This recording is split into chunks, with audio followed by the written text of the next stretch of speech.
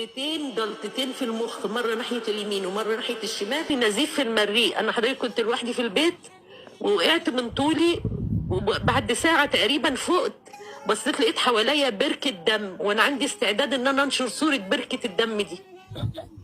بركه دم بمعنى بركه دم، وفيها كلاكيع كمان، يعني فيها كتل من الدم. فقلت لها خلاص انا هروح له يا منى وهشوف ايه الحكايه. قالت لي بس حضرتك ما تتعصبيش، عشان هي عارفاني ان انا بتعصب لدرجه ان انا كنت محجوزه في المستشفى. وقلت لهم كفايه حقن، قلت لهم كفايه حقن وكفايه كانيولا بتتشال من ايدي دي تتحط في ايدي دي. قلت لهم كفايه كده خلاص، انا مش قادره، انا عايزه اطلع من المستشفى. يقولوا لي لسه ليكي كورس علاج. قلت لهم والله لا اطلع من المستشفى، وفعلا طلعت.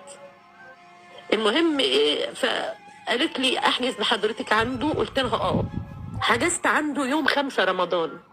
كانوا هم ساعتها واخدين قرار غلق العياده على بعد العيد. رحت للدكتور العوضي. انا دلوقتي من شويه لقيت له فيديو كان بيتكلم عني انا.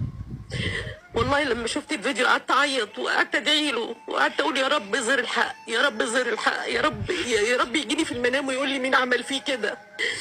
ابتدي خفيف جرعات.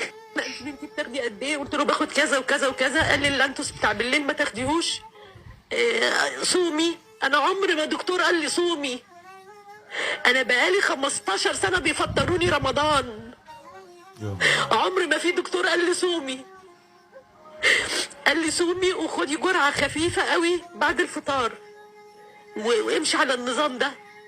اداني النظام ده. يعني اي حد بيروح له بيقوم فاتح الموبايل، بيخلي الكاميرا عليه وبيقعد يتكلم والمريض بيرد عليه.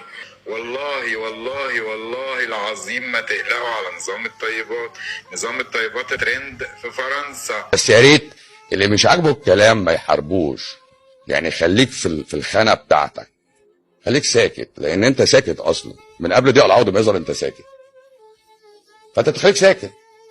عايز تطلع تقول لي لا كلامك غلط، لا انت اثبت العكس ان كلامي غلط، لكن ما تهاجموش. فكر قبل ما تتكلم.